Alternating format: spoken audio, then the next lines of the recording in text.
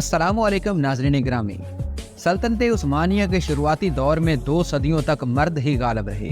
Sultan Sulaiman the great کے دور میں پہلی مرتبہ یہ انقلابی تبدیلی رونما ہوئی کہ ایک عورت نے نہ صرف سلطان بلکہ تمام سلطنت عثمانیہ پر حکمرانی کی۔ اس کا نام حریم سلطان تھا، جسے اردو میں حرم سلطان بھی کہا جاتا ہے۔ حریم سلطان یوکرائن میں 1505 کے لگ بھگ پیدا ہوئی۔ ان کا اصل نام روکسلانا تھا۔ تاتاریوں نے اس کے علاقے پر حملے کے دوران اسے غلام بنا لیا، پھر وہ بحیثیت غلام بکتی بکاتی آخرکار عثمانی حرم تک پہنچ گئی۔ یہ ان دنوں کی بات ہے جب شہزادہ سلیمان صوبہ مانسیہ کے گورنر تھے۔ یہیں ان کے ایک کنیز مہدورہ نے ایک بیٹے مصطفیٰ سے جنم لیا۔ یہ اس سردار کی بیٹی اور شہزادے کی محبوب کنیز تھی جسے آپ نے گل بہار کا لقب دیا تھا۔ 1520 میں سلطان سلیم اول کی وفات کے بعد شہزادہ سلیمان بادشاہ بن گئے اور سلطنت کے ساتھ ساتھ سلطانی حرم میں سلطان سلیمان کے اختیار میں آ گیا۔ اس حرم کی سب سے طاقتور عورت سلطان سلیمان کی ماں عائشہ حفصہ خاتون تھی، جنہیں والدہ سلطان کا لقب حاصل تھا۔ ان کے بعد نمبر آتا تھا سلطان کی چہیتی بیوی مہدورہ کا، جو کہ ایک شہزادے کی ماں بھی تھی، لیکن روک سیلانہ کی اس حرم میں آمد سے سب کچھ بدل ڈالا۔ صدیوں سے چلے آ رہے رسم و رواج بھلا دیے گئے۔ مورخین لکھتے ہیں کہ روسلانہ کوئی اتنی زیادہ خوبصورت نہیں تھی کہ جتنے سلطان سلیمان کی باقی کنیزیں، لیکن جس چیز نے سلطان کو اپنا گرویدہ بنایا تھا وہ اس کے چنچل طبیعت، ان کا اس سے وضع یعنی سائنس آف ہیومر اور ان کی ذہانت۔ اسی مناسبت سے سلطان سلیمان نے اسے حرم یعنی خشک مزاج کا لقب دیا تھا، جو ترکی کی زبان میں حریم بنا۔ پھر 1521 نے حریم سلطان نے ایک بیٹے محمد کو جنم دیا تو یکا یک یہ سلطان کی تیسری طاقتور ترین خاتون بن گئی، اور آنے والے 4 سالوں میں حریم سلطان کے مزید 4 بچے پیدا ہو گئے۔ یہ صدیوں سے چلے آ رہے اس قانون کی خلاف ورزی تھی کہ جس کے تحت ایک کنیز صرف ایک ہی بچے کو جنم دے سکتی تھی، لیکن سلطان سلیمان عالی شان کے آگے کس کی چل سکتی تھی۔ اب سلطان سلیمان اپنی پوری توجہ حریم سلطان کو دینے لگا۔ یہ دیکھ کر مہدورہ حریم سلطان سے شدید حسد میں مبتلا ہو گئی۔ چنانچہ مہدورہ اور حریم سلطان کے بیچ ایک شدید چپکلش شروع ہو گئی۔ دونوں کی جانب سے ایک دوسرے کو نیچا دکھانے کی پوری کوشش کی جاتی۔ مورخین کے مطابق دونوں طاقتور خواتین نے ایک دوسرے پر جانی حملے بھی کروائے۔ اس دوران والدہ سلطان حفصہ خاتون نے اس لڑائی پر قابو پانے کی ہر ممکن کوشش کی۔ 1533 میں مہدورہ کا بیٹا مصطفیٰ سلطنت کا ولی عہد قرار پایا۔ اس سے اگلے سال والدہ سلطان حفصہ خاتون بھی وفات پا گئی۔ حالات ہر طرح سے حریم سلطان کے خلاف تھے، لیکن حریم سلطان نے اپنی ذہانت کا استعمال کرتے ہوئے سلطان کو اپنا ایسا گرویدہ بنایا کہ سلطان نے اسے شادی کر کے باقاعدہ اسے اپنی بیوی بنا لیا۔ عثمانیوں میں کنیزوں سے شادی پر ممانعت تھی، سو یوں ایک اور رسم کا حریم سلطان کے ہاتھوں خاتمہ ہوا۔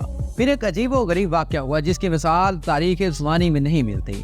سلطان سلیمان نے اپنی تمام کنیزوں سے قطع تعلقی کر دیا اور صرف حریم سلطان کے پاس جانے لگا۔ اس محبت نے اس عشق کی صورت اختیار کر لی۔ سلطان کو حریم سے ذرا بھی دوری سے برداشت نہ ہوتی تھی۔ ان کے اس فراق میں شعر و شاعری بھی کیا کرتے تھے۔ پھر ایک دن حرم سرائے، جسے پرانا محل بھی کہا جاتا تھا، میں اچانک آگ لگ گئی۔ کچھ مورخین کے مطابق یہ آگ حریم نے خود لگوائی تھی تاکہ وہ تو کافی محل میں سلطان کے پاس منتقل ہو سکے۔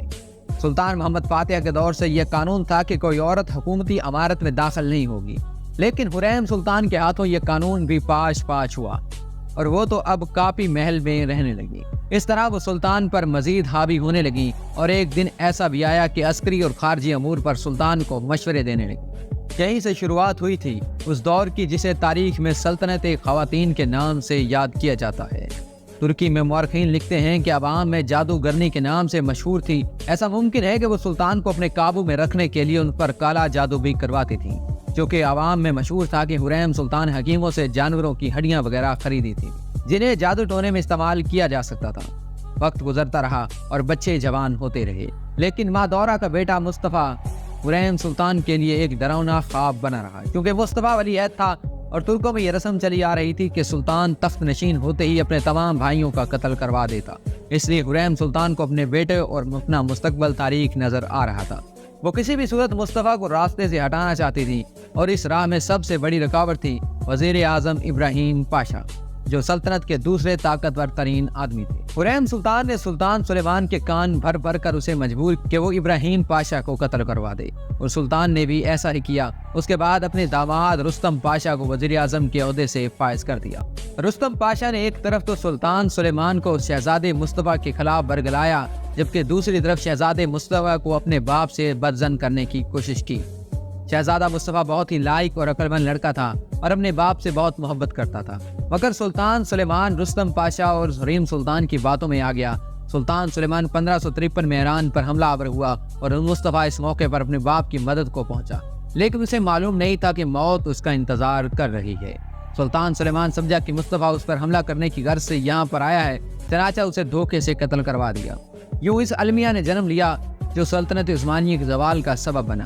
मुअर्रिखीन इस बात पर मुत्तफिक हैं कि शहजादा मुस्तफ़ा एक दलेर, जंगजू और अक्लमंद हुक्मरान बनता तो सल्तनत उसकी सरबराही में अरूज की मजीद मनाजिल तय करती, लेकिन मकाफात अमल के तहत पूरम सुल्तान भी अपनी ज़िंदगी में अपने किसी इस बेटे को सुल्तान बनता ना देख सकी। एक औरत के ज़ेरे असर सल्तनत के फैसले करने वाले सुल्तान सुलेमान का बुढ़ापा भी अच्छा नहीं गुजरा और सबसे होनहार बेटा वो खुद मार चुके थे। बाकी दो बेटे मोहम्मद और जहांगीर कुदरती मौत मर गए। बाकी बचे दो बेटे बायजीद और सलीम के दरमियान भी खाना जंगें शुरू हो गई, जो 8 साल तक जारी रहने के बाद सुल्तान सुलेमान की तख्त नशीनी पर ख़त्म हुई। रोकसलाना अलमरूफ हुरैम सुल्तान के बदन से पैदा होने वाले शहजादे ऐशो इशरत और आराम परस्ती के दिलदादा साबित हुए और अपने वक़्त के सुपर पावर मुस्लिम सल्तनत के ज़वाल का सबब बने। जो काम यूरोप के बड़े बड़े सुलेमान न कर सके, वो यूरोप के बाज़ारों में बिकने वाली एक कनीज़ ने कर दिखाया और 3 बर्र-ए-आज़मों पर फैली सल्तनत उस्मानिया की तबाही का सबब बनी। उम्मीद करते हैं कि आपको हमारी वीडियो पसंद आई होगी। अगर आपको हमारी ये वीडियो पसंद आई हो तो हमारे चैनल को सब्सक्राइब करें, वीडियो को लाइक करें और बेल आइकन को ज़रूर प्रेस करें ताकि हर आने वाली नई वीडियो आप तक जल्द अज जल्द पहुँच सके। अल्लाह निगहबान।